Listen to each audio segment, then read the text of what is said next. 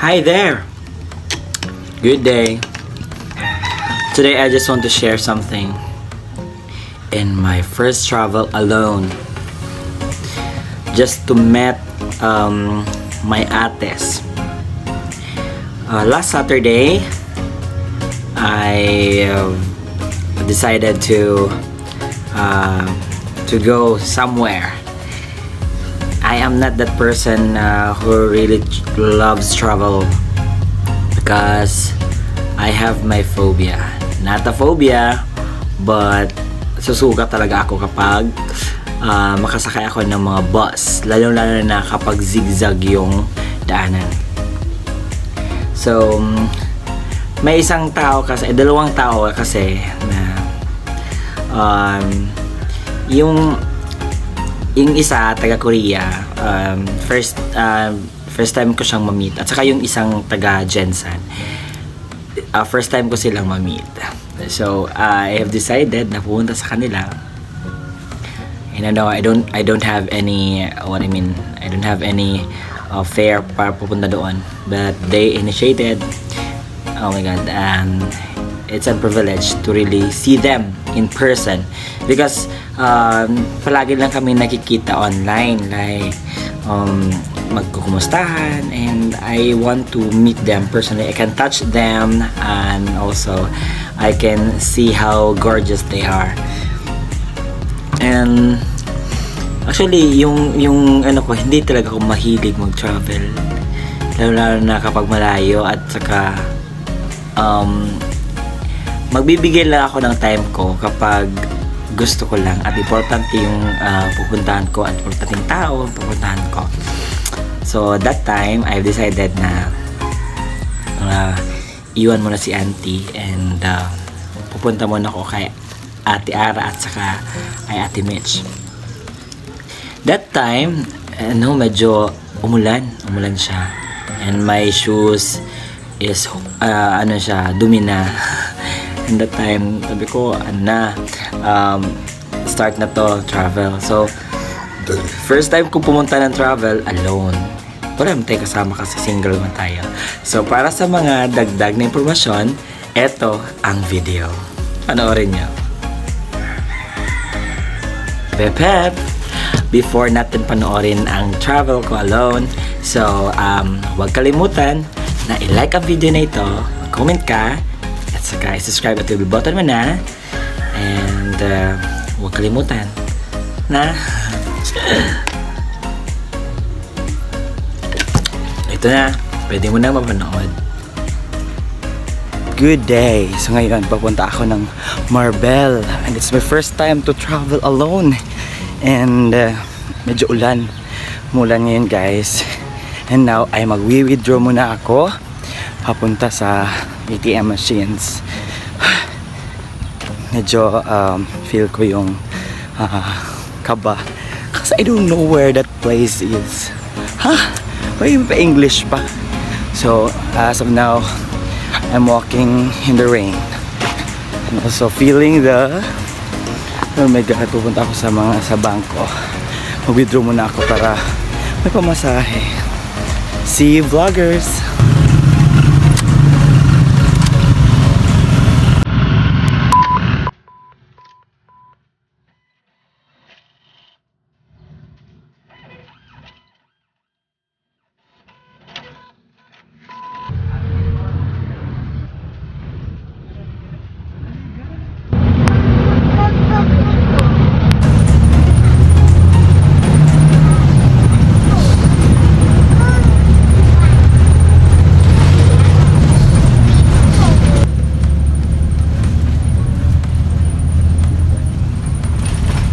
So alam nyo ba kung gaano kalayo from Santa Cruz to Marbel? It takes 4 hours and 19 minutes. Yeah, that's right. Kung alam nyo lang gaano kalayo, gaano ko in-endure yung zigzag na road, gladly hindi ako sumusuka sa first sa papunta doon, kasi kapag mag-zigzag na natutulog ako. And pagdating doon, may nangyayari talaga na Yung first time kong nakapunta doon kasi ang old name pala niya ay Marbel. So ang name niya ngayon is Coronadal. So ayun, nalito ako. At ito yung nangyari nang dumating ako sa Marbel Terminal. Ito talaga yung nangyari, guys. I'm arrived here at Marbel. And as of now, nawawala ako. Hinahanap ko pa yung isa kong kasama, si Ate Mitch. Hindi ko alam. Nagtatanong siya, saan daw ako? Hindi ko alam kung ano sasagot ko. Wala akong alam. Wala akong alam dito.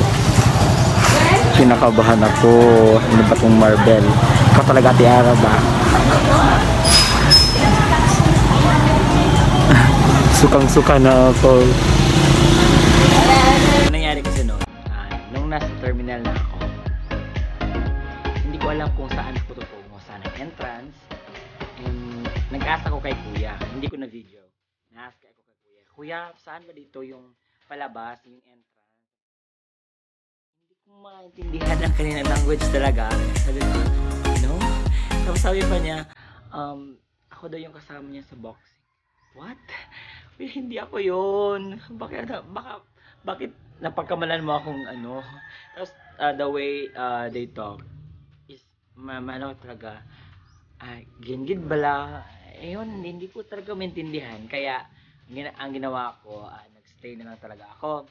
Stay kung saan talaga ako dapat magstay.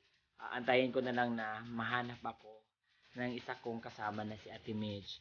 Kasi that time talaga wala akong ano ba to? Patutunguhan. Wala akong alam kung saan ako tutungo. Kasi first time. Saka sa terminal. And gladly nahanap ko. Ayun, yun si Ate Mitch. Siya yung gumagawa ng paraan para mahanap talaga ako. Kasi doon, hindi nag-ikot-ikot na ako doon. Hindi ko na alam kung ano yung gagawin ko. Ayun, si ate yung nag-initiate. Saan ka ba? Ano bang tinayuan mo? Pupuntahan kita. Kasi si Ate Mitch, isa yan sa mga pinaka-mabait kong ate. Ayan, so hinanap niya ako. And finally, nung nagkita na kami ni ate, actually malayo ang terminal na kung saan ako nag-stop at saka sa kanyang kung saan siya nag-stop. So it takes mga ilang minutes. So sabi ko, effort talaga yung ate ko. Tapos naawa ako, and siya pa yung nagbayad sa pamasahe sa sasakyan sa tricycle. We are not biologically ates, but they are my ates online sa YouTube. Sila yung mga ate ko na nag-meet lang kami sa YouTube, sa pagiging YouTube na to. And ayun, and nabaguhan ako may medyo nanibago ako sa kanilang sasakyan kasi napakaliit, tapos sobrang taas ko. Di ako makaganon ako kasi medyo iba ang kanilang doon sasakyan, medyo mga maliit. Tapos pero ni-enjoy ko lang. Tapos pumunta na kami sa venue kung saan ma-meet namin ang very gorgeous namin na founder. Actually nag-effort ako talaga na para makapunta ako doon sa kay na Ate Ara. Sabi ni Ate Ara na okay lang yan, 4 hours na. No ate, kung alam mo lang gaano ako natakot sa pag-travel talaga, pero binibigyan ko ng oras yung hingin niya sa akin dalawa ni Ate Mitch na magkita tayo because both of you are excited na mag-meet tayo. Oo. Kaya, na-meet ko sila. At eto na sila. Hello everyone! So we are here together with Ate Ara and Ate Michelle.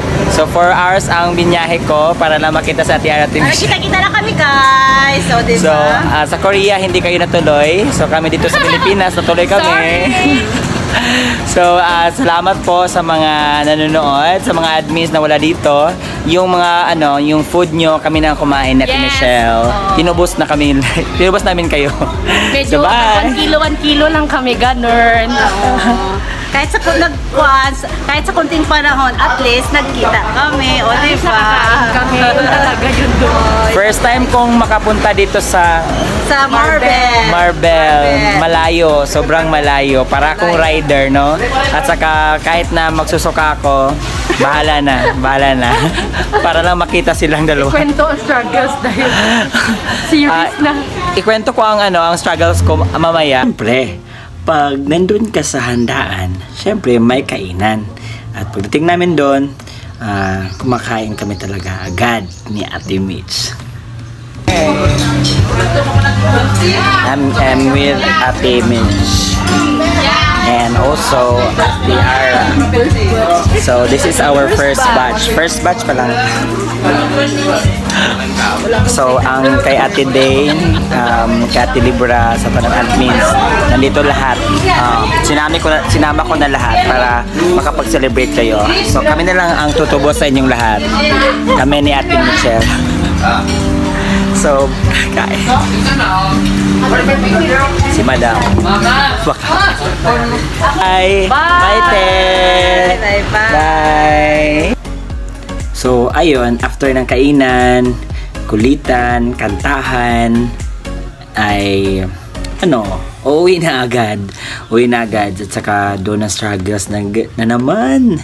So, nagsama kami natin, Mitch pa puntang Jensan. Kasi, actually, alam niyo ba kung gaano kataas yung rides ko? Santa Cruz to Digos. Digos to Jensan. Jensan to Marbel. So, pabalik na naman. Marbel to Jensan. So, nag-stop doon sa ate. Bumaba sa Ate Mitch. Tapos ako, kailangan kong indoor ang pen. At, nang malapit na ako sa talaga, nag-give up na yung tiyan ko. Lahat ng kinain ko, sinuka ko. Akala ko ma-enjoy ko yun. Akala ko ma-enjoy ko yung kinakain ko. Hindi pala. Naisuka ko pala lahat. But I'm enjoying sa trip naming tatlo, and Ate Ara share something, and also nagkwentuhan kami Ate Michelle, and we've talked about something, mga secrets, charis. Nag-usap-usap kami, and yung mga hindi ko nalalaman, nag-ano sa Ate Michelle, na we've talked about secret things, and ayun, masaya ako na na-spend ko ang Saturday ko sa kanilang dalawa, and hope to see the other admins pa. And sa mga nanonood, mga Kika Explorer, hindi talaga imposible. At saka Kika Dreamer, hindi talaga imposible na ma-meet nyo ang isa't isa. Hindi nga ako na-expect na ma-meet ko silang dalawa na kami lang ay nagkakilala sa Facebook at saka YouTube. Soon, magkikita rin tayo. Hindi man ako artista, pero pwede nyo kitain. Charis! So, thank you for watching.